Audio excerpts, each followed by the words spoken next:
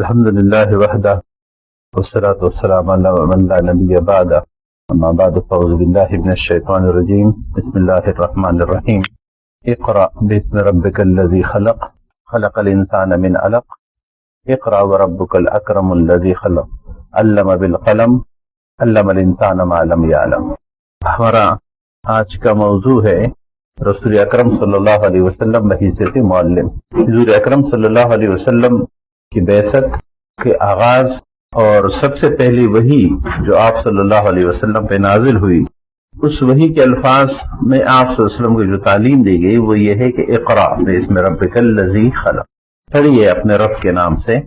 یہ پڑھنے کا ذکر ان لفظ اقرأ اس ابتدائی 5 آیات میں جو پہلی وحی ہے وہ لفظ اقرأ اگر ہم دیکھیں تو 2 مرتبہ آیا ہے، اقرأ باسم ربک الذی خلق اور اقرأ وربک الاکرم میں. اور اسی آیت میں علم کا لفظ 3 مرتبہ آیا ہے، علم بالقلم، علم الانسان اور ما لم یعلم. یعلم میں بھی علم کا ذکر آیا. تو 2 مرتبہ اقرأ، 3 مرتبہ علم اور 1 مرتبہ قلم کا ذکر آیا.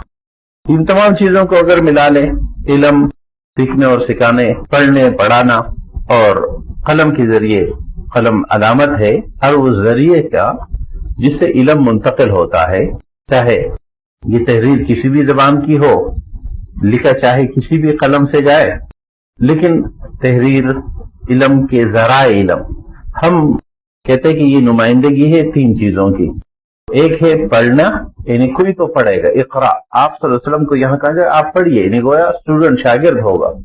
اور دوسرا ہے وہ میٹیریل مواد جو پڑھایا جائے گا، شاگرد، اور جب شاگرد کا وجود آئے تو اس کے ساتھ استاد کا وجود آئے، اس لیے کہ شاگرد بغیر استاد کے وجود میں نہیں آ سکتا. شاگرد اور استاد کے معاملے پر ہم کچھ گفتگو بعد میں رکھیں گے. یہاں بس اتنی سی بات کہنی تھی کہ استاد تو استاد رہے گا چاہے شاگرد ہو یا نہ ہو، لیکن کوئی شاگرد بغیر استاد کے وجود میں نہیں آ سکتا. لہذا کوئی شخص شاگرد تبھی بنے گا جب وہ کسی استاد کا شاگرد ہوگا، ورنہ شاگردی ایک ایسا صفت ہے جو کسی مقابل کی موجودگی کے بغیر وجود میں نہیں آتا. تو استاد شاگردی کا تصور اقرا کے لفظ نے دیا. کوئی کہہ رہا ہے، کوئی پڑھنے کے لیے کہہ رہا ہے، کسی کو پڑھنے کے لیے کہا جا رہا ہے. اور جو درمیان والا ہے جو پڑھنے کے لیے کہا جا رہا ہے وہ علم ہے، جس کا، اور قلم دراصل وہ ذریعہ ہے جس سے ہم علم منتقل کرتے ہیں. یا تو ہم علم زبانی منتقل کرتے ہیں یا کسی ذریعے سے. یہ جو زبان کے علاوہ جو خارجی ذریعہ ہے اسے ہم قلم سے تعبیر کرتے ہیں، چاہے وہ قلم ہو لکڑی والا، چاہے وہ پوائنٹر ہو، چاہے وہ ڈیجیٹل قلم ہو، چاہے وہ صرف کی بورڈ ہو، کوئی بھی ہو، بہرحال وہ قلم کا ذریعہ. ہم اس آیت کریمہ کو سب سے پہلے ذکر کرنے کا مقصود یہ ہے کہ وہ وحی جو سب سے پہلے نازل ہوئی، اس وحی کی بنیاد پر جو سب سے پہلی گروہ منظم ہوا، مجتمع ہوا مسلمانوں کا، امت مسلمہ کا، وہ پہلا گروہ اسی تعلیم و تعلم کی بنیاد پر جمع ہوا، جس میں آپ صلی اللہ علیہ وسلم کی حیثیت جو ہے وہ معلم کی تھی اور باقی آپ کے شاگرد. جب پہلی وحی ہی اقرا کی ہے تو اس نے اس سبق کو دہرایا جو سبق دراصل حضرت انسان کا بھی پہلا سبق ہے. انسان کی بھی سب سے پہلی حیثیت جو ہے وہ طالب علم کی ہے، شاگرد کی ہے. وَعَلَّمَ آدَمَ الْأَسْمَاءَ كُلَّهَا کے لفظ نے اس بات کی طرف اشارہ کیا کہ آدم کو اسماء سکھائے گئے، آدم کو تعلیم دی گئی. تو گویا آدم کی پہلی حیثیت ہی جو اللہ نے پیدائش کے بعد متعین کی وہ ایک طالب علم کی تھی. اور یہی طالب علم چونکہ استاد بنتا ہے، لہذا اگلا سٹیپ جو آدم کے مقام و مرتبے کا ہوا وہ فرشتوں کو علم سکھانے کا تھا. اس لیے قرآن کریم نے فرمایا تم عرضہم الملائکہ، پھر فرشتوں کے سامنے پیش کیا گیا اور فرشتوں نے اس لا علمی کا اظہار کیا. تو انسان کا مقام و مرتبے کا جو پہلا تعین ہے فضیلت انسان علی الملائکہ، اس کی بنیاد، اس کا شرف کا بنیاد بھی علم ہے. گویا علم ہی کی بنیاد پر شرف انسانیت ہے ایک نقطہ. اور دوسرا نقطہ اس آیت نے، اس موجودہ آیت نے ہمیں یہ سکھایا کہ علم ہی پہلی اسلامی تحریک کے آغاز کا پہلا سبق ہے کہ اقرا باسم ربک الذی خلق. اسلامی تحریک کے آغاز کا پہلا سبق وہ اقرا ہے، پڑھنا. گویا پڑھے پڑھانے، سمجھے سمجھانے، سیکھنے اور سکھانے کے بغیر سڑکوں پہ اچھل کود اور پدکنے کا نام دنیا بھر کی تمام انقلابی تحریکوں میں کوئی نام ہو سکتا ہے، لیکن یہ کسی اسلامی تحریک کا طرح امتیاز یا پہچان نہیں ہو سکتی، اس لیے کہ اس تحریک کا آغاز اللہ تبارک و تعالیٰ نے رسول اکرم صلی اللہ علیہ وسلم کو اقرا کے لفظ سے کیا، اور یہ گویا عبدالآباد تک اس امت کی اس اسلامی تحریک کی پہچان ہے، اور یہی پہچان دراصل آدم سے شروع ہونے والے اس نسل انسانی کی بھی ہے. یہ دو نکات ہم نے اس بنیاد پر ذکر کیے. اس بات کو قرآن حکیم یوں بھی بیان فرماتا ہے کہ لقد من اللہ علی المؤمنین اذ بعث فیہم رسولا من انفسہم یتلو علیہم آیاتہ ویزکیہم ویعلمہم الکتاب والحکمۃ وان کانوا من قبل لفی ضلال مبین. سورہ عمران کی اس آیت کو قرآن حکیم 4 مرتبہ دہراتا ہے. کہیں پر فرمایا لقد من اللہ، کہیں پر اسے دعا کے طور پر ترک کیا کہ ربنا وابعث فیہم رسولا من انفسہم. تو جو دعا سکھائی گئی وہ انہیں گویا کیے. اب 4 دفعہ اور رسول اللہ علیہ وسلم کی جو ذمہ داری ہے یہاں بتائی گئی وہ 4 ہے. یتلو علیہم آیاتہ، یہ پہلی ذمہ داری. ویزکیہم، یہ دوسری ذمہ داری. ویعلمہم الکتاب، یہ تیسری. والحکمہ، اور یہ 4. یہ 4 ذمہ داریاں: تلاوت سکھانا، تزکیہ و اصلاح کرنا، کتاب کی تعلیم دینا، اور نمبر 4 حکمت کی تعلیم. اور اگر ان 4 کو ہم ملا لیں تو نتیجہ نکلے گا ان 4 کا تعلیم و تربیت. گویا مقصد بعثت نبی صلی اللہ علیہ وسلم ہی انسانیت کی تعلیم و تربیت ہے، لیکن اس تعلیم و تربیت کا نصاب کیا ہے، اس کے مضامین کیا ہے، اس کا میٹیریل اور مواد کہاں سے ملے گا، اس کے لیے 4 چیزیں متعین کر دی. سب سے پہلے فرمایا قرآن، تلاوت. اور تلاوت کے لیے قرآن حکیم حق تلاوت کے الفاظ استعمال کرتا ہے، جو شروع ہوتا ہے الفاظ کی درست ادائیگی سے لے کر اس کی یاد یعنی حفظ، اس کا تلاوت یعنی دہرانا، مسلسل ذہن میں یاد رکھنا، عمل سے تازہ رکھنا، اور اس کے لیے اسے عملاً انسانی معاشرے میں اس کی تنفیذ، یہ سب تلاوت کے مراحل ہیں. لیکن اس میں تلاوت اور تعلیم کتاب یعنی کتاب کی تعلیم، کتاب کی تلاوت، 2 چیزیں بتائی گئی ہے. گوئے ذمہ داریوں میں صرف الفاظ کی درستگی کافی نہیں ہے جب تک کہ اس کی تعلیم فہم اور فراست و تفہیم نہ ہو.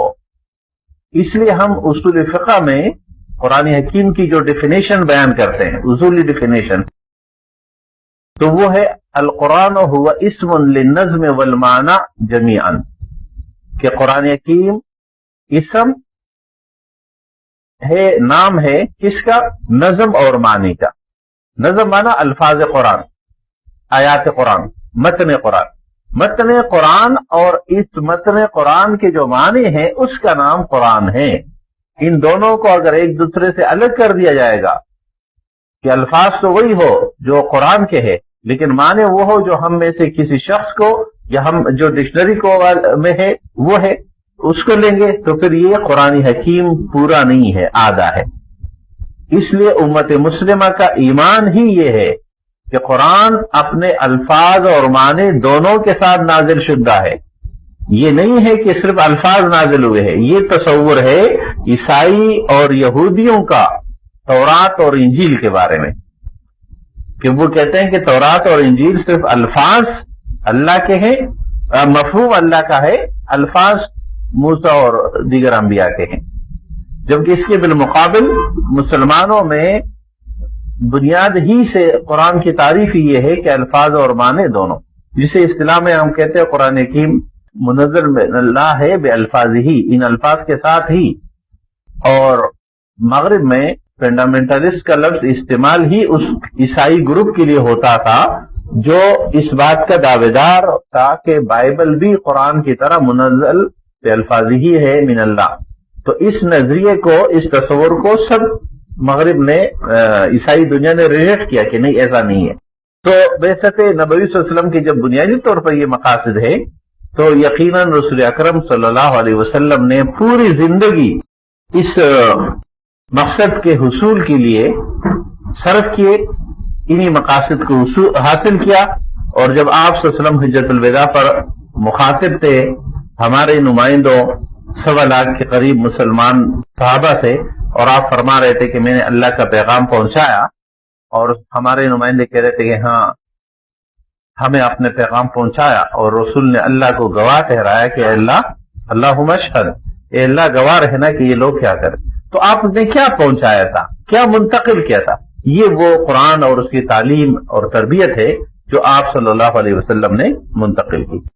گویا ہم اس سے 3 نتیجے اخذ کرتے ہیں، 3 باتیں ہمیں اس سے معلوم ہوتی ہیں. ایک ہے پیغمبران کار نبوت کیا ہے، یہ ہمیں معلوم ہوتا ہے. کار نبوت کیا، آپ صلی اللہ علیہ وسلم کیا کرتے انہیں پوری زندگی، وہ یہ 4 کام ہے جو آپ صلی اللہ علیہ وسلم نے کی. قرآن کی تلاوت سکھانا، لوگوں کا تزکیہ کرنا، کتاب کی تعلیم دینا اور اس کی حکمت دکھانا. اور آپ صلی اللہ علیہ وسلم نے یہی آپ کا طرز عمل رہا، پیغمبرانہ طرز عمل بھی یہ ہے اور پیغمبرانہ طرز فکر بھی یہ ہے. اب اس بات کو عملاً اس کام کو آپ صلی اللہ علیہ وسلم نے حصول کے لیے جو سسٹم بنایا، اس سسٹم کے لیے جو عملاً نظام آپ نے تشکیل دیا، وہ ہے آپ نے علم و دعوت کے مراکز قائم کیے. یہ مراکز میں پہلا ہے دار ارقم. ارقم ابن ارقم رضی اللہ تعالیٰ عنہ کا گھر جو کعبۃ اللہ سے مضافات کی طرف جاتے ہوئے لوگوں کی نظروں سے ذرا اوجھل تھا، اور یہ تقریباً آپ کے مولد مبارک سے بالکل اپوزٹ سائڈ پر، اور بعض تحقیقات کے مطابق یہ جو مکہ ٹاور ہے اس کے دائیں طرف، مکے کے گنجان آبادی سے تھوڑا سا باہر، یعنی جب کسی کا کوئی خصوصی کام نہیں ہو تو اس طرف نہیں جائے گا. یہ ارقم ابن ارقم رضی اللہ تعالیٰ عنہ کا گھر، جہاں آپ صلی اللہ علیہ وسلم جب انفرادی دعوت کا کام کر رہے تھے، جب آپ اعلانیہ دعوت کا کام ابھی شروع نہیں ہوا تھا، اور جو آپ سے جڑ جاتا تھا تو جس سب سے پہلے انسٹیٹیوٹ میں آپ داخلہ دلاتے تھے، جس سب سے پہلے تعلیمی ادارے میں آپ ساتھ رکھتے تھے، وہ ہے ارقم ابن ارقم. یہی وہ جگہ ہیں جو ہمیں صحابہ کی ابتدائی دور میں مختلف مقامات، مختلف معاملات میں سامنے آتا ہے.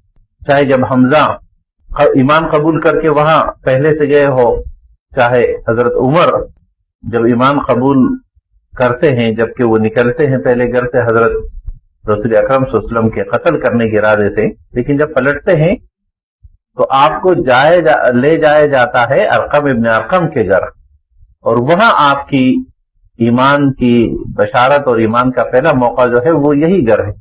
لیکن طولی زمانہ کے ساتھ یہ گھر ظاہر اپنے تعمیرات کے لحاظ سے محفوظ نہیں رہا. یہ پہلا مرکز ہے. اور آپ صلی اللہ علیہ وسلم نے گویا ارقم ابن ارقم کی یونیورسٹی جو ہے یہ آپ صلی اللہ علیہ وسلم کی مکی دور کی یونیورسٹی ہے. مکی میں آپ نے جو نظام، جو سسٹم، جو طریقہ اپنایا. لیکن آپ صلی اللہ علیہ وسلم جب آپ کی زندگی کا دوسرا حصہ جو مدینے کا ہے، مدینے میں آپ صلی اللہ علیہ وسلم جب تشریف لائے تو آپ نے جو دوسرا مرکز قائم کیا وہ صفحے کا وہ چبوترا ہے، جس کی ایک شکل، ایک علامت تھوڑی سی اب بھی روضہ اطہر کے پیچھے خواتین کے سائڈ سے جب ہم زیارت کے لیے جاتے ہیں روضہ اطہر پر تو ہمیں 2 چبوترے ملتے ہیں. ایک بالکل روضہ اطہر کے ساتھ جڑا ہوا ہے اور ایک ذرا فاصلے پر ہے، جس پہ بڑا رش. یہی وہ جگہ ہے جہاں صحابہ رضوان اللہ علیہ مجمعین بیٹھتے تھے اور آپ صلی اللہ علیہ وسلم سے سیکھتے تھے. اور یہ گویا سکونتی رہائشگاہ تھی، یعنی ہاسٹل بھی تھا. جبکہ اس کے مقابلے میں ڈے اسکالرز طلبہ جو تھے ان میں ہمیں تعلیم کی صراحت کے ساتھ جن صحابہ کا نام ملتا ہے اس میں حضرت عمر فاروق رضی اللہ تعالیٰ عنہ سر فہرست ہے، جو خود فرماتے ہیں کہ میں نے اپنے ایک ساتھی کے ساتھ، میں حوالی مدینہ میں رہتا تھا اور میں نے اپنے ایک ساتھی کے ساتھ باری مقرر کی تھی کہ ایک دن میں آپ صلی اللہ علیہ وسلم کے پاس جاؤں گا اور آپ کے پاس رہوں گا، سیکھوں گا، واپسی پر رات میں آپ کو بتا دوں گا اور اگلے دن آپ چلے جانا. یہ جو باری باری مقرر کی تھی صحابہ نے، ان میں یہ مضافات والے طلبہ تھے جو روزانہ فاصلہ زیادہ ہونے کی وجہ سے یا خاندان کی ذمہ داریوں کی وجہ سے، معاشی ذمہ داریوں کی وجہ سے جو روزانہ نہیں آ پاتے تھے وہ ہر دوسرے دن آتے تھے. تو ایک اسٹوڈنٹس کی تعداد وہ تھی. کچھ وہ تھی جو آدھے وقت کے لیے آتے تھے اپنے ضرورت کے مطابق. تو وہ یہ رسول اکرم صلی اللہ علیہ وسلم کا دوسرا علمی مرکز تھا، صفے کا چبوترا. اسی صفے کا چبوترے کا تسلسل ہے، یہی ارقم ابن ارقم کا تسلسل ہے ہمارے دنیا بھر کے وہ تمام دینی تعلیمی ادارے جو علم و دعوت کی بنیاد ہے. ہمیں جو علمی لحاظ سے ایک مشقت یا ایک مسئلہ ہے وہ یہ ہے کہ بدقسمتی بس یہ ہو گئی کہ ہمارے علمی مراکز ہمارے دعوت کے مراکز نہ رہے اور ہمارے دعوت کے مراکز ہمارے علمی مراکز نہ بن سکے. ماضی قریب میں اس روایت کو جو ملانے کی کوشش کی گئی اور سب سے کامیاب رہی وہ زاویہ کے نام سے شمالی افریقہ کی ایک تحریک تھی، لیکن یہ الگ موضوع ہے، کبھی اس پہ الگ سے بات کریں گے، جن کے مرکز کو زاویہ کہا جاتا تھا، جو ایک وقت علم کا بھی مرکز تھا اور جو دعوت و جہاد کا بھی مرکز رہا. ہمارے ہاں جو زاویہ کے نام، زاویہ 1 2 3 کے نام سے جو کتاب ہے، یہ اسی زاویہ کی نقل پہ یہ کتابیں لکھی. تو زاویہ خود اس دور کا ایک تعلیمی سلسلہ رہا. تو دو رسول اکرم صلی اللہ علیہ وسلم کے مراکز اور امت کو دوبارہ اس بات کی طرف متوجہ کرنا کہ ہمارے دعوتی اور ہمارے تعلیمی مراکز ایک ہو جائے. اب ہم کچھ نکات رسول اکرم صلی اللہ علیہ وسلم کی زندگی کے ذکر کریں گے کہ آپ بھی استاد تھے، لیکن اس سے پہلے میں ایک واقعہ اس حوالے سے ذکر کرنا چاہوں گا کہ رسول اکرم صلی اللہ علیہ وسلم نے یقیناً انبیاء سابقہ خود رسول اللہ صلی اللہ علیہ وسلم کو جو حکم ہوا سیکھنے اور سکھانے کا، یہی طرز عمل آپ کا طرز عمل کیا تھا؟ آپ نے لوگوں میں یہ جذبہ کیسے اٹھایا؟ یعنی عربوں میں تعلیم کا ایسا نہیں تھا جیسے اگر ہم یہ کہتے ہیں کہ مدینہ میں سب سے پہلا لڑکیوں کا مدرسہ وہ حضرت عائشہ رضی اللہ تعالیٰ عنہ نے قائم کیا تھا. تو تاریخ بتاتی ہے کہ ان کے فوراً بعد جو دوسرا قائم ہوا وہ ام درداء نے قائم کیا تھا رضی اللہ تعالیٰ. ابو درداء، ام درداء رضی اللہ تعالیٰ مشہور کردار ہے ہمارے صحابہ میں سے انفاق کے حوالے سے. تو ام درداء نے دوسرا مدرسہ جو ہے وہ، اور پھر ایک تسلسل قائم ہوا. تو یہ جو ماحول بنا تعلیم کا جو رسول اکرم صلی اللہ علیہ وسلم نے قائم کیا، اس کی آپ صلی اللہ علیہ وسلم نے یہ مزاج کیسے منتقل کیا؟ اس قوم میں جو لکھنے پڑھنے کو مردانگی کے خلاف سمجھتے تھے اور یہ سمجھتے تھے کہ مرد کا کام گھوڑا اور تلوار سنبھالنا ہے، لڑنا اور گھوڑا چلانا، پڑھنا لکھنا جو ہے وہ مردوں کا مردانگی کے خلاف سمجھتے تھے. کہ آپ صلی اللہ علیہ وسلم کا واقعہ سیرت میں ہم احد کا واقعہ درد، تکلیف، علم کے حوالے سے مشہور، میرے خیال میں اسلامی تحریک کے تسلسل میں یا تاریخ میں احد سے زیادہ کربانگیز موقع نہیں آیا مسلمان. جب 70 مسلمان شہید ہوئے اور یوں کہا جاتا ہے کہ تقریباً ہر گھر سے کوئی نہ کوئی شخص شہید ہوا، تو آپ صلی اللہ علیہ وسلم کے ساتھی جب اتنے زیادہ شہید ہوئے، یقیناً زخمی بھی ہوئے ہیں، اور زخمیوں میں مختلف کے واقعات جو ہم پڑھتے ہیں تو بڑے کربانگیز ہیں. اس موقع پر آپ صلی اللہ علیہ وسلم نے اپنے ساتھیوں کی تکاوٹ کے پیش نظر پہلی مرتبہ اجتماعی تدفین کا فیصلہ کیا. یہ اسلامی تاریخ میں پہلی مرتبہ ہوا، اس لیے کہ الگ الگ قبریں کھودنے کی سکت نہیں تھی. اور سکت کیوں کر ہو سکتی تھی کہ آپ صلی اللہ علیہ وسلم خود ڈبل ذرا پہننے کے باوجود آپ کے کندھے پر پڑے ہوئے تلوار کی چوٹ، جس میں کٹ نہیں لگا تھا، صرف چوٹ لگی، یعنی ضرب لگی تھی، لیکن تلوار آپ کے جسم کو کاٹ نہیں سکی تھی، اس کے باوجود آپ اس زخم سے 2.5 مہینے تک درد محسوس کرتے رہے.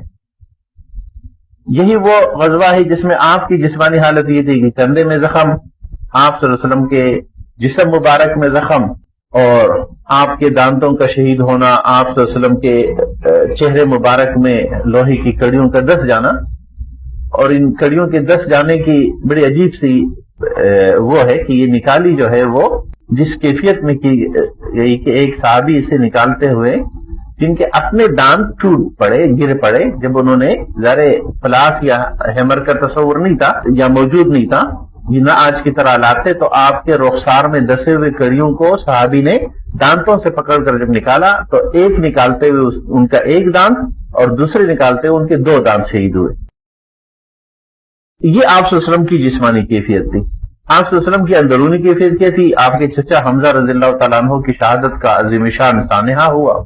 آپ صلی اللہ علیہ وسلم کے خود کے زخموں کے علاوہ آپ کے اتنے ساتھیوں کی شہادت تھی، اور یہی وہ موقع ہے جس میں آپ کو سامنے آ کر آپ نے کہا انا نبی لا کذب انا ابن عبد المطلب، اور قرآن حکیم کا تبصرہ احد پہ تو بڑا طویل اور بڑا مارکت لا رہا ہے. اس موقع پر آپ صلی اللہ علیہ وسلم کے تھکاوٹ اور ہنگامی تاپ ایمرجنسی ہونے کی سب سے بڑی علامت یہ ہے کہ شہدائے احد کی نماز جنازہ آپ نہیں پڑھ سکے.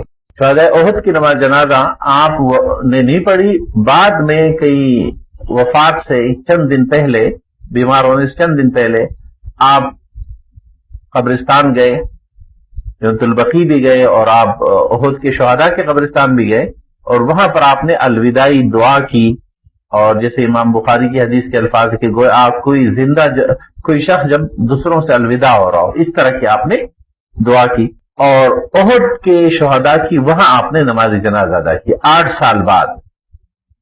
یہ کیفیت تھی رسول اللہ صلی اللہ علیہ وسلم کے احد کے اینڈ پر. اچھا، لیکن تاریخ ایک عجیب رخ ذکر کرتی ہے کہ جب آپ صلی اللہ علیہ وسلم سے پوچھا گیا یا رسول اللہ شہداء میں سے کس کو پہلے رکھیں، یعنی جب بالترتیب شہداء دفن ہو رہے ہیں تو پہلے کس کو رکھیں.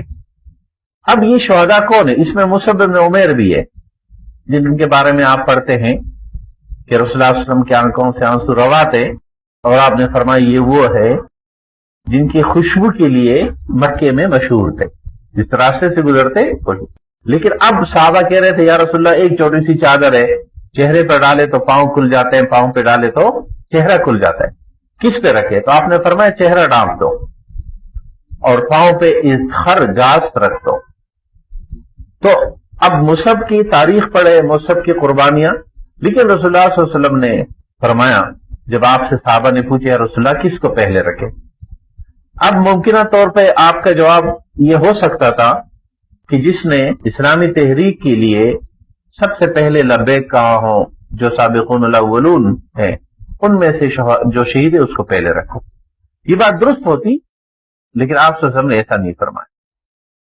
آپ صلی اللہ علیہ وسلم یہ بھی فرما سکتے ہیں کہ جن کی مالی خدمات زیادہ ہے، انفاق، اس کو پہلے دفن کر دو. یہ بھی بات درست ہوتی، لیکن آپ نے ایسا بھی نہیں کہا. یہ بھی بات درست ہوتی اگر آپ صلی اللہ علیہ وسلم فرماتے کہ جو میرے خاندان کا ہے اسے پہلے دفن کر دو، تو بھی یہ بات درست ہوتی اہل بیت میں سے ہونے کی بنیاد پر. لیکن آپ صلی اللہ علیہ وسلم نے ایسا بھی نہیں فرمایا. غرض وہ تمام چیزیں جو ہم سوچتے ہیں کہ کسی تحریک میں فضیلت کے مقام کی بنیاد ہو سکتی ہے، ان میں سے کسی کا ذکر آپ صلی اللہ علیہ وسلم نے نہیں کیا.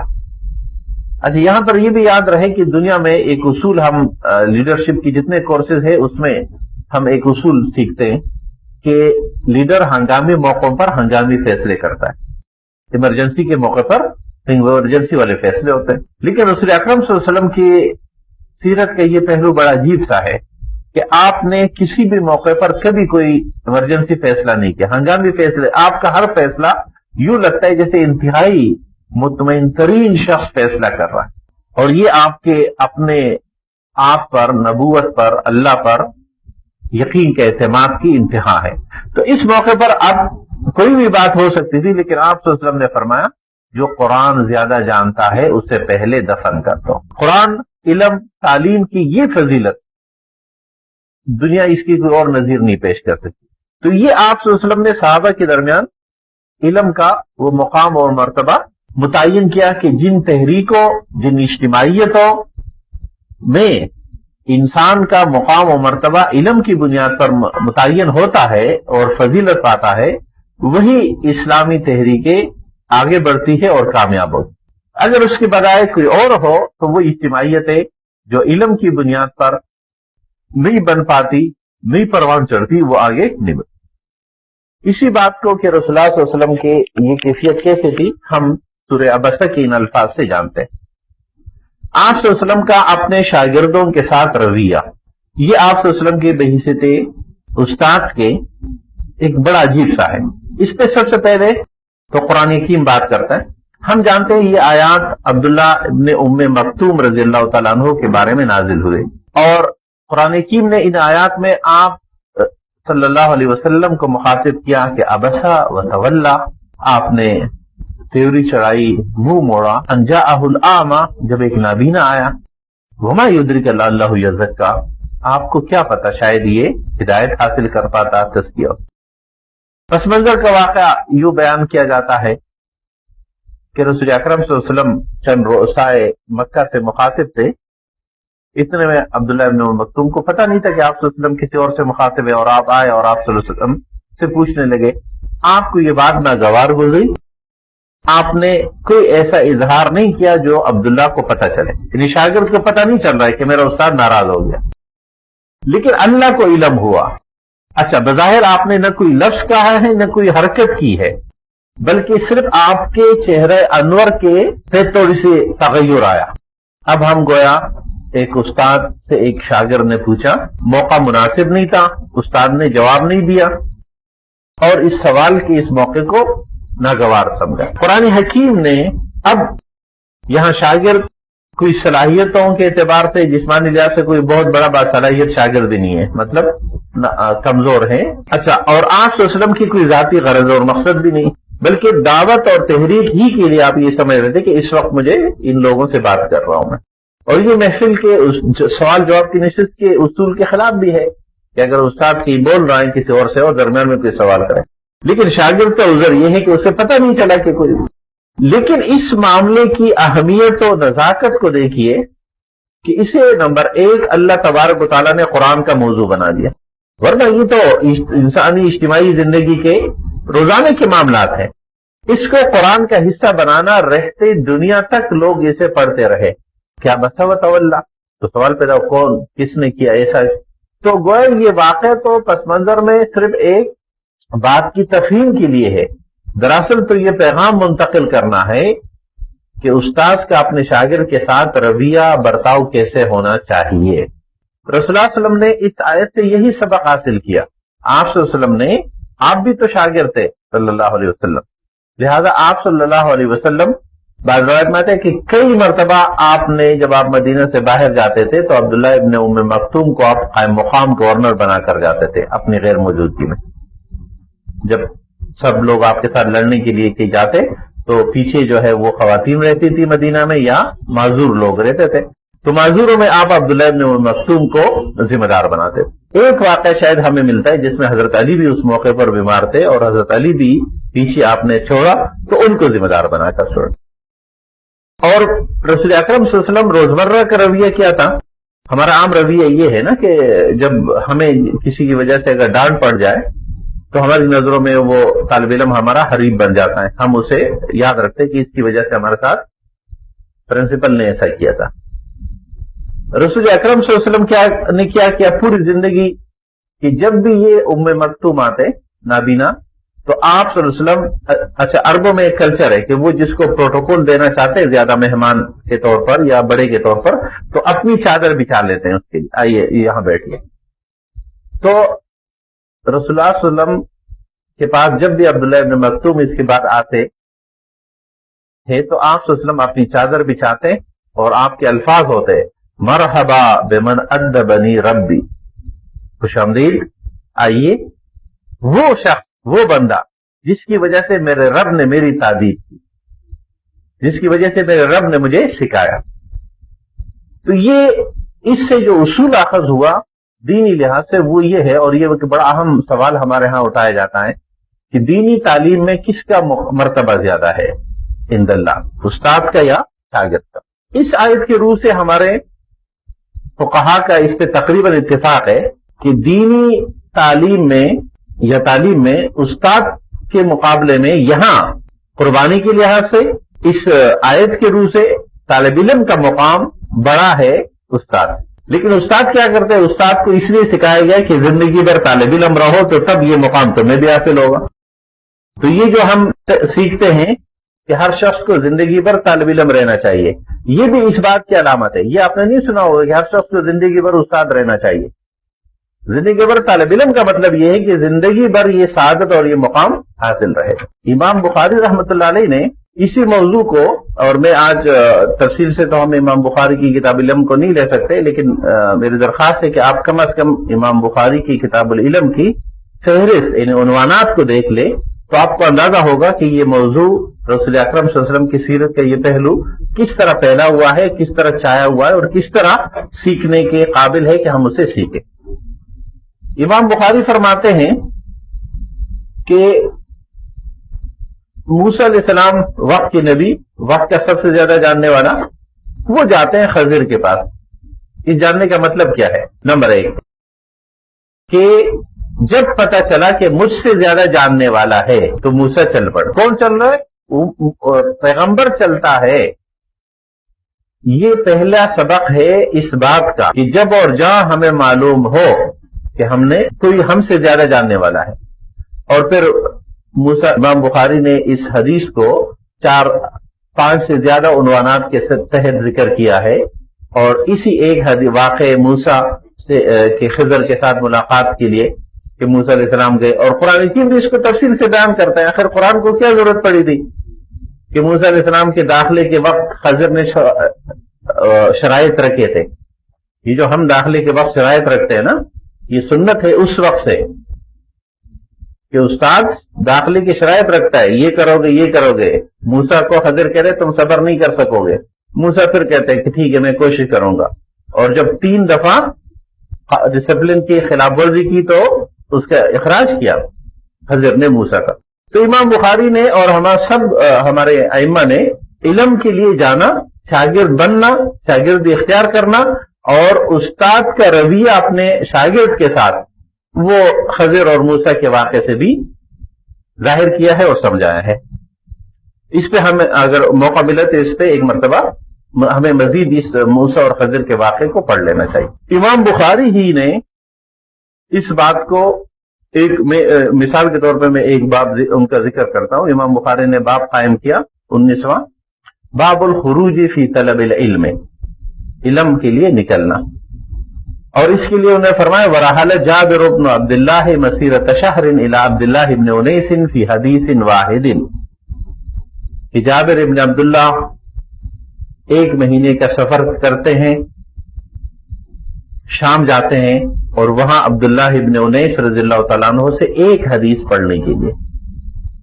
یہ 1 مہینے کا سفر کبھی پیدل، کبھی خچر، کبھی گھوڑے پر انہوں نے کیا.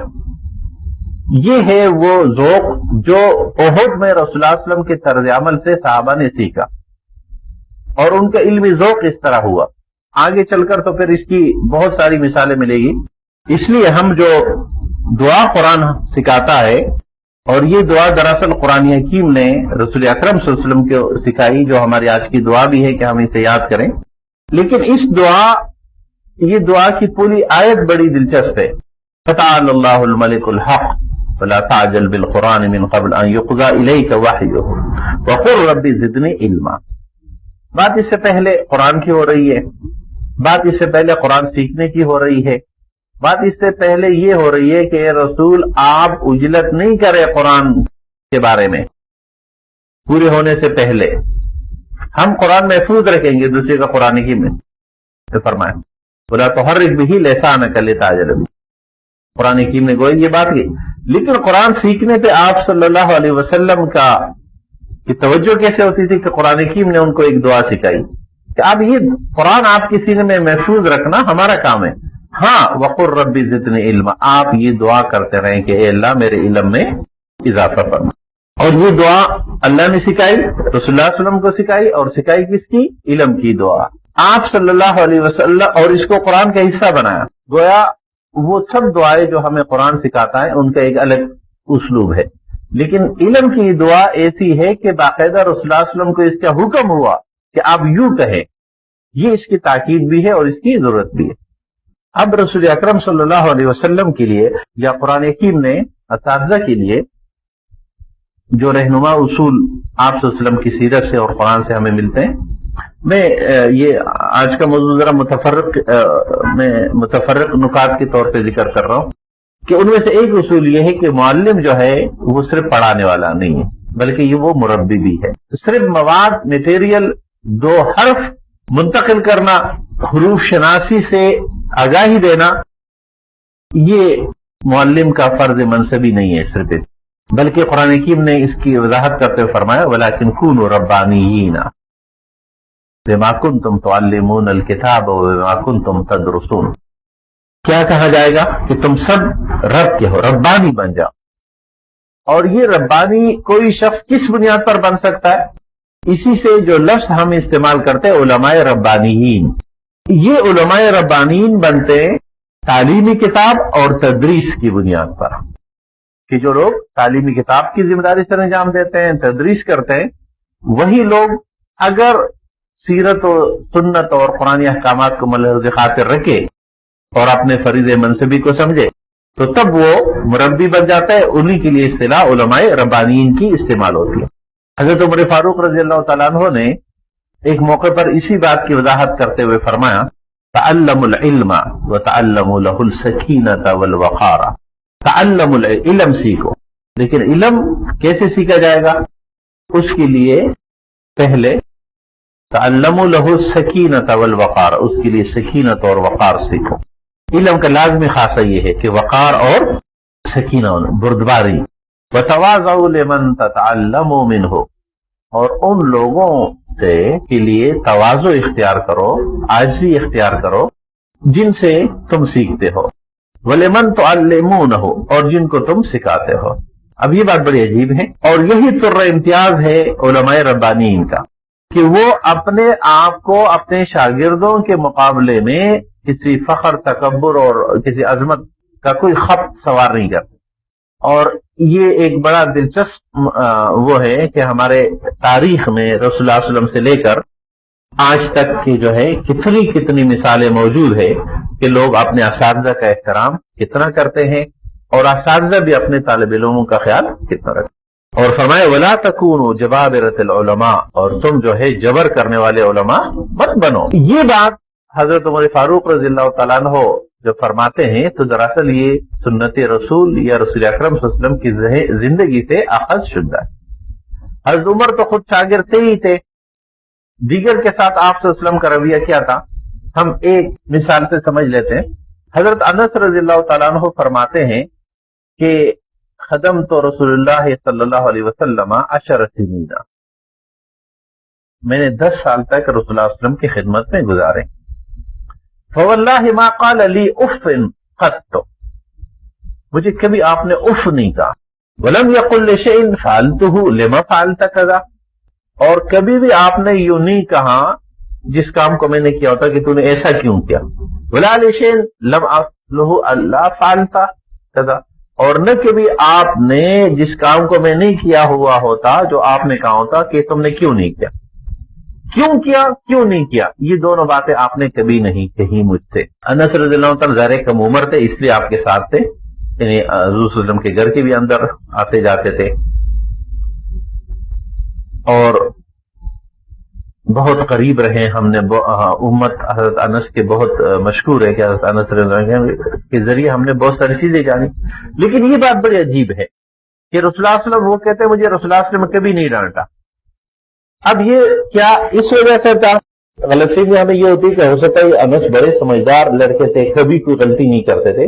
ظاہر یہ ممکن نہیں ہے کسی بچے سے یہ توقع رکھنا کہ وہ 5 6 7 8 سال 10 سال کی عمر میں وہ کوئی غلطی نہیں کرے، وہ کچھ توڑے نہیں، وہ ناراض نہ ہو.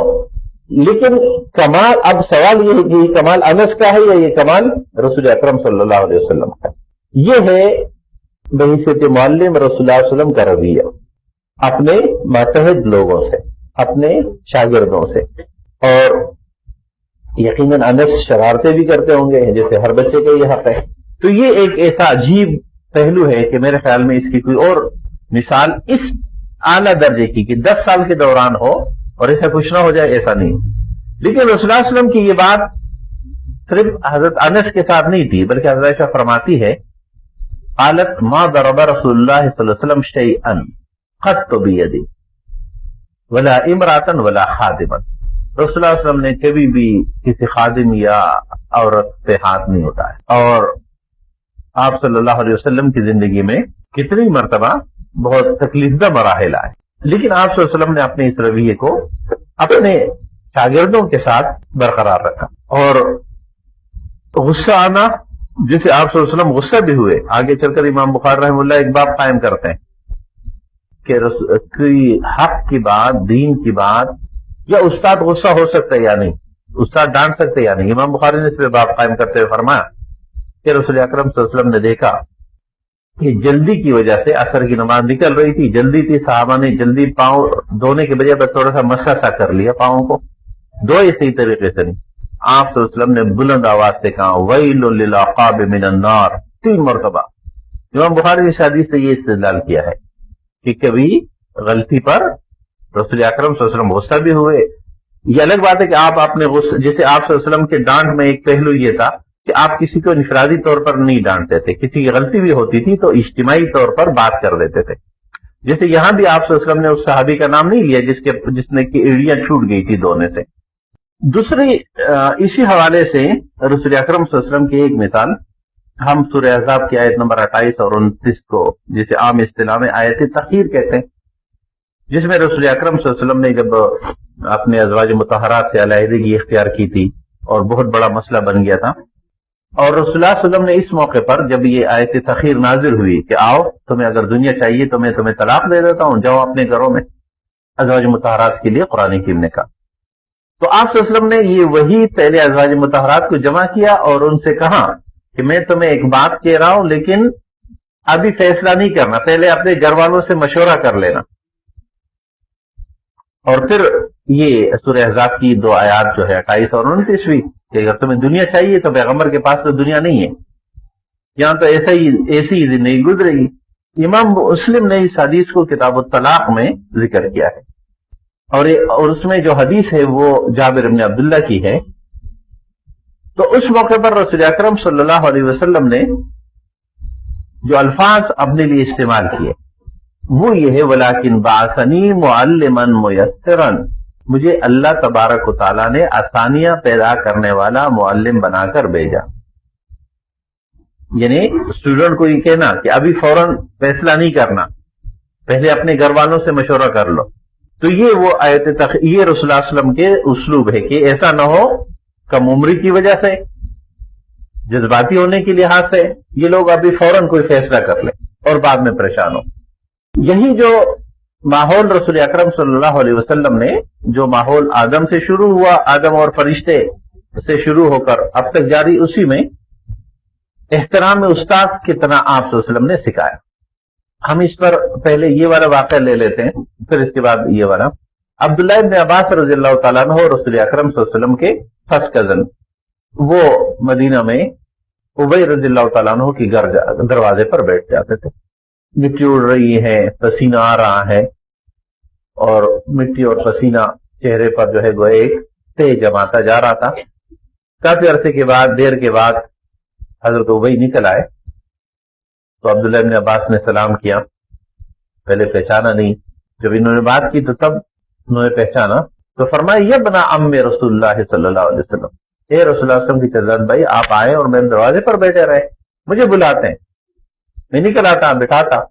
تو عبداللہ نے فرمایا نہیں، میں آپ سے پڑھنے آیا تھا، میں کچھ سیکھنے آیا تھا، میں نے یہ مناسب نہیں سمجھا کہ میں استاد کو بلاؤں، بلکہ میں بیٹھا رہا کہ آپ نکلیں گے تو آپ سے پوچھ لوں گا. یہ وہی تعلیم ہے جو امت کو رسول اکرم صلی اللہ علیہ وسلم کے لیے دی گئی تھی سورہ احزاب کے شروع میں، سورہ حجرات کے شروع میں، کہ رسول کو اس طرح نہ بلاؤ گھر سے باہر آنے کے لیے جس طرح تم ایک دوسرے کو بلاتے ہو، یا وَلَا تَرْفَعُوا أَصْوَاتَكُمْ فَوْقَ صَوْتِ النَّبِيِّ.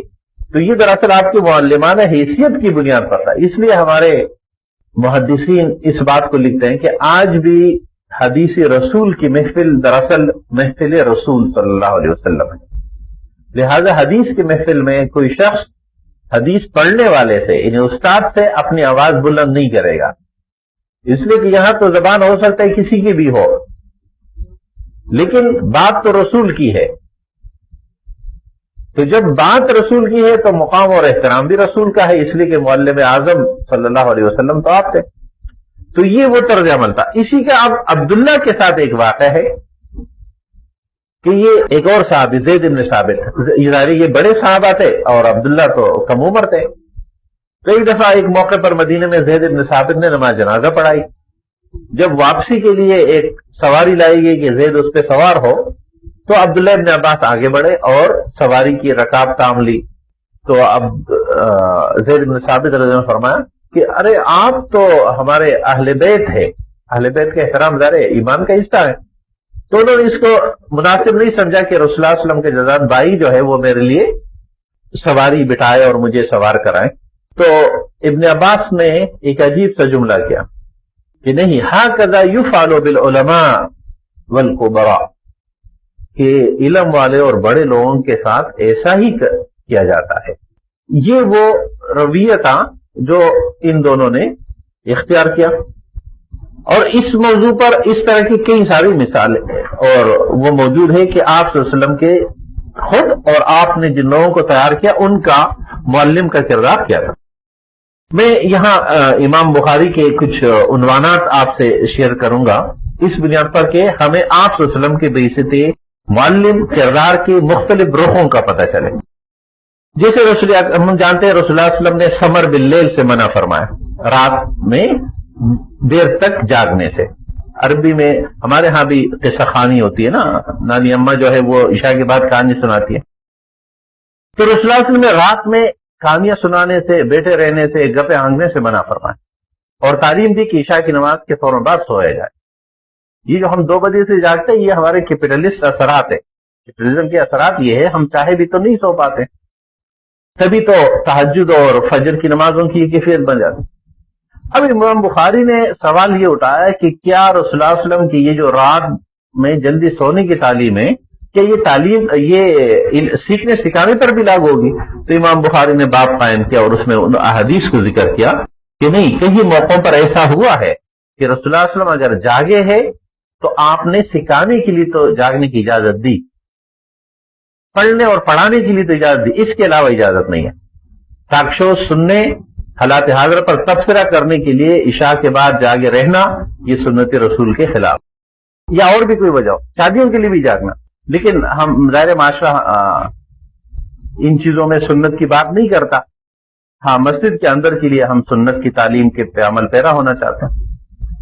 اس طرح دوسری بات جو امام بخاری نے ایک اور باب قائم کیا اور وہ یہ ہے کہ تعلیم نساء، اور اس میں عامہ کا بھی ذکر کیا امام بخاری نے کہ خواتین، اور اس میں باندیوں کا ذکر کیا، باندیوں کے لیے بھی تعلیم کا انتظام، اور اس میں کئی ساری احادیث ذکر کی، جس کی مشہور حدیث یہ ہے کہ رسول اکرم صلی اللہ علیہ وسلم سے خواتین نے کہا یا رسول اللہ آپ پہ مردوں نے قبضہ کر لیا، مرد آپ پر قابض ہو گئے ہیں، ہمیں وقت نہیں مل پاتا آپ سے استفادے کا.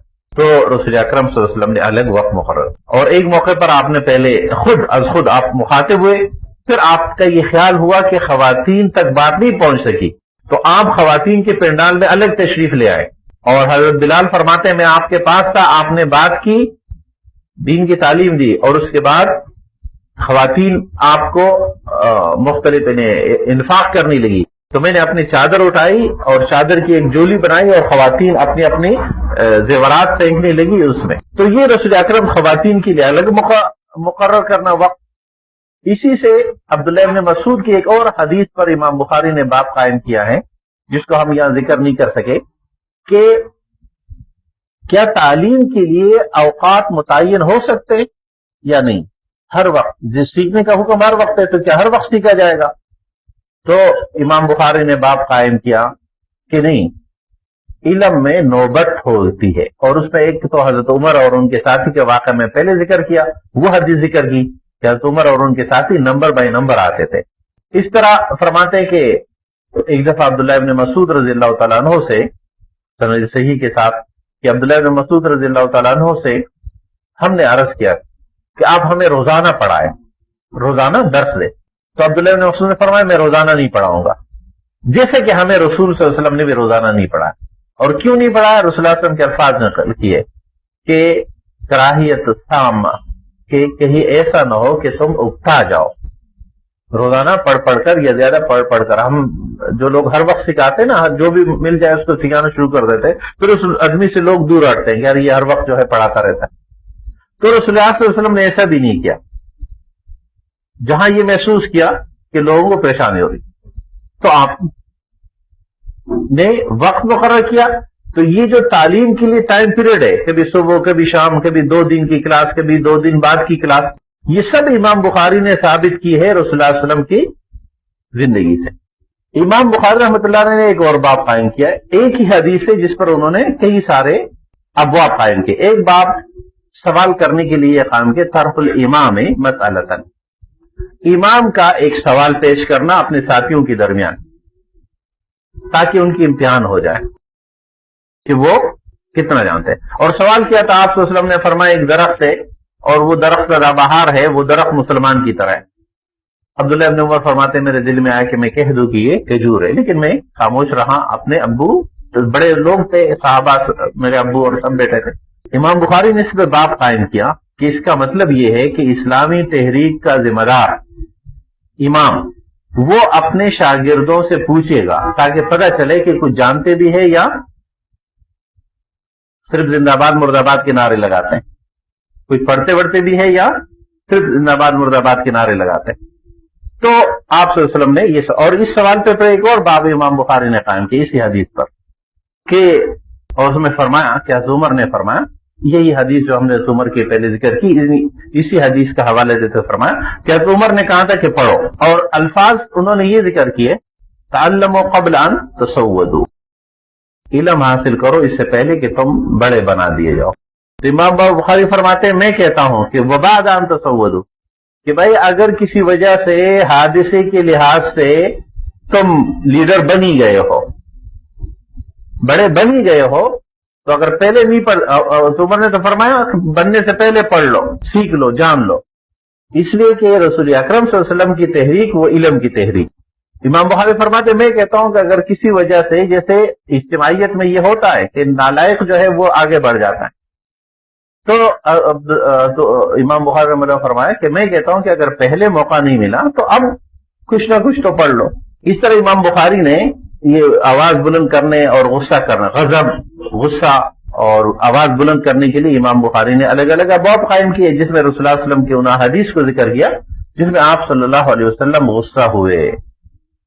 اور اس میں سب سے مشہور حدیث وہ ہے جب آپ صلی اللہ علیہ وسلم ٹھیک لگائے ہوئے تھے، ایک شخص نے کہا یا رسول اللہ، کوئی شخص جو ہے وہ آپ صلی اللہ علیہ وسلم نے بتایا کہ کوئی بکری چوری کرے گا تو قیامت کے دن جب آئے گا تو اس کی بکری وہ آواز کر رہی ہوگی، تو چوری نہیں کرنی ہے، جو مل جائے وہ واپس کرنا ہے. تو ایک شخص نے کہا یا رسول اللہ اگر اون کھو جائے تو کیا ہوگا؟ آپ صلی اللہ علیہ وسلم کا چہرہ متغیر ہوا اور آپ نے فرمایا اون بھی کہیں کھو جاتا ہے، اس کے پاس اپنا پانی ہے، کوئی جانور اس کو نقصان نہیں پہنچاتا، لہذا اون کو تم گھر نہیں لے جانا کہ یہ کھو گیا ہے، لقطہ ہے، میرے گھر میں رہے گا، جب کوئی آئے گا تو دے دوں گا. تو آپ صلی اللہ علیہ وسلم کا چہرہ مبارک غصے کے وقت متغیر ہو جاتا تھا. جب آپ صلی اللہ علیہ وسلم سے پوچھا گیا سب سے بڑا گناہ کیا ہے، تو آخری موقع پر آپ صلی اللہ علیہ وسلم سیدھے ہوئے اور فرمایا کہ وقول الزور، جھوٹی بات یا جھوٹی گواہی سب سے بڑا گناہ ہے. اس طرح ایڑیوں والی حدیث امام بخاری نے ذکر کیا، کئی سارے حدیث رسول اللہ علیہ وسلم کی. پھر امام بخاری رحمہ اللہ نے ایک اور کیفیت یہ اختیار کی رسول اللہ علیہ وسلم کی کہ آپ صلی اللہ علیہ وسلم کے لیے سواری پر ہوتے تھے، جیسے مینا میں تھے، جمرات پہ لوگ سوال پوچھ رہے تھے، آپ جواب دے رہے تھے، کوئی دور سے پوچھتا تو آپ ہاتھ کے اشارے سے بتاتے. اس طرح آپ صلی اللہ علیہ وسلم کی ایک سنت جو ہے وہ یہ ہے کہ بعض بات جو سمجھ نہ آئے یا بات ذرا لوگوں تک متوجہ نہ ہو تو آپ صلی اللہ علیہ وسلم ویسے بھی ٹہر ٹہر کے گفتگو کرتے تھے، لیکن بعض دفعہ آپ 3 مرتبہ بات دوہرا لیتے تھے. یہ رسول اکرم صلی اللہ علیہ وسلم کا طریقہ رہا. رسول اللہ علیہ وسلم کے طرق تعلیم میں سے ایک اور طرق تعلیم جس کو ہم کہتے ہیں علامات یا ڈائیگرام، نقشوں کے ذریعے کوئی بات سمجھانا یا بتانا. جس طرح کہ آپ صلی اللہ علیہ وسلم کا اسلوب کبھی استفہامیہ ہوتا تھا، کبھی آپ صلی اللہ علیہ وسلم کا اسلوب جو ہے وہ تعجب والا ہوتا تھا اچانک. اس طرح آپ صلی اللہ علیہ وسلم جو ہے وہ کبھی تمثیل، مثال، سامنے کی بات ذکر کرتے. جس طرح رسول اللہ علیہ وسلم راستے سے گزر رہے تھے، ایک بکری کا بچہ تھا، آپ صلی اللہ علیہ وسلم نے فرمایا کون لے گا؟ صحابہ نے کہا یا رسول اللہ یہ زندہ ہوتا تو تب بھی کوئی نہیں لیتا. آپ جو ہے مردہ بکری بچے کو 1 درہم 2 درہم میں کیسے فروخت کر سکتے ہیں؟ کون لے گا؟ تو رسول اللہ صلی اللہ علیہ وسلم نے فرمایا الدنیا اهون من ذاک، دنیا اس سے بھی زیادہ کمتر ہے جس کے لیے لوگ مرے چلے جاتے ہیں۔ تو یہ مثال سے سامنے موجود کسی چیز، اس طرح رسول اکرم صلی اللہ علیہ وسلم نے لائن ڈرا کیے، لائنیں کھینچی اور فرمایا یہ لائن، یہ جو چوکٹ ہے یہ زندگی ہے، اور یہ جو اس سے ایک لائن نکل رہی ہے یہ انسان کی امیدیں ہیں جو ہمیشہ زندگی کے چوکٹ سے باہر تک جاتی ہے۔ پھر فرمایا اس پہ یہ بیماری آتی ہے، یہ تھی، ان سے بچ جائے تو بڑھاپا آ جاتا ہے، لیکن اس کی امید ابھی پوری نہیں۔ تو یہ جو نشان ہے ہمارے حدیث کی کتابوں میں اس نقشے کو باقاعدہ بنایا جاتا ہے۔ اس طرح رسول اکرم صلی اللہ علیہ وسلم ماضی کے واقعات کو بیان کر کے لوگوں کو سکھایا۔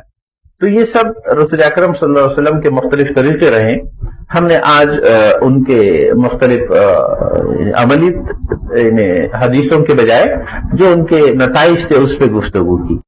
اور آخری بات جو اس حوالے سے ہیں وہ رسول اللہ صلی اللہ علیہ وسلم کی تعلیمات کا نچوڑ بھی ہے، ہم نے اسے امام شافعی کے حوالے سے ذکر کیا ہے کہ معلم کے لیے طہارت قلب بہت ضروری ہے، اور یہ وہ بات ہے جس کی طرف مولانا مودودی رحم اللہ نے اپنی کتاب قوموں کے عروج و زوال پر علمی تحقیقات کے اثرات میں اور ایک اور مقالے میں جب وہ یونیورسٹی کا نقشہ پیش کرتے اس میں لکھتے ہیں کہ ہمارے ادارے میں کیسا ہوگا، ہم کیسا ادارہ چاہتے ہیں۔ اس میں جہاں مولانا نے ایک بات یہ تھی کہ ہمارے اساتذہ مغرب سے مرعوب و مغلوب ذہنیت نہ رکھتے ہو، ہم ایک ایسا ادارہ بنانا چاہتے ہیں جس میں ہمارے اساتذہ مغرب سے مرعوب و مغلوب ذہنیت نہیں ہو ان کا۔ اس میں سے ایک بات مولانا یہ کی کہ ہمارے ادارے میں کوئی مغربی کھیل نہیں ہوگا، اور ایک اور بات جو مولانا نے جملے میں لکھا وہ یہ ہے کہ ہمارے استاد کے گھر سے موسیقی کی آوازیں نہیں آتی ہوگی۔ اچھا، یہ ایک ایڈوانس وہ ہے کہ ہم کس طرح کے ایسے اساتذہ ہوں گے، شاید ہم ایسا ادارہ اس لیے بھی نہیں بنا سکے کہ ہم ایسے اساتذہ نہیں بنا سکے۔ تو استاد کا یہ ماحول اور معیار دراصل ڈیپینڈ کرتا ہے ادارے پر۔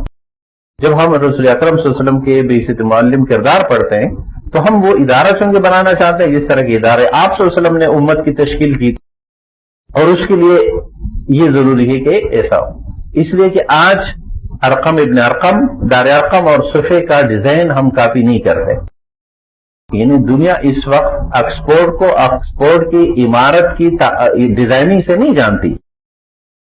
لوگ اگر ندوۃ العلماء دیوبند یا دیگر یونیورسٹیوں کو، جیسے مکے اور مدینہ کے بعد جو پہلی اسلامک یونیورسٹی قائم ہوئی وہ جامع زیتونیہ ہے جو آج بھی قائم ہے، عمرو بن العاص نے قائم کی تھی، لیکن ہم نہیں جانتے اس کی بلڈنگ کیسی ہے۔ یعنی کوئی بھی ادارہ اپنے بلڈنگز کی وجہ سے یاد نہ رکھا جاتا ہے اور نہ جانچا جاتا ہے۔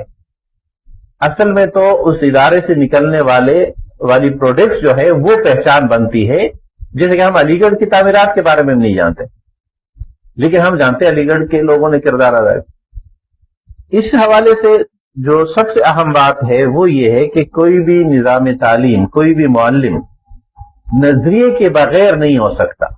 یہ الگ بات ہے کہ وہ کن نظریات کا عام، لیکن یہ ممکن نہیں ہے۔ جس طرح کوئی نظام تعلیم کسی آئیڈیالوجی کے بغیر وجود میں نہیں آتا، اسی طرح کوئی استاد کا کردار یا معلم کا کردار جو ہے وہ معلم کی آئیڈیالوجی یا نظریات کی بغیر نہیں ہو سکتا۔